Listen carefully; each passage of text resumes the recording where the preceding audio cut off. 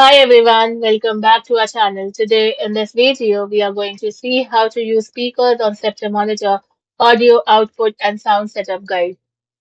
Most Sceptre monitors feature built-in speakers, but they often require proper configuration in your operating system or hardware setup to output sound. First, enable monitor audio in Windows.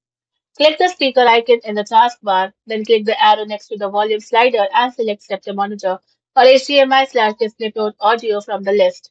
Second, adjust physical monitor volume. First, press the menu button on the back or bottom of the monitor. Now scroll down to the audio or sound submenu.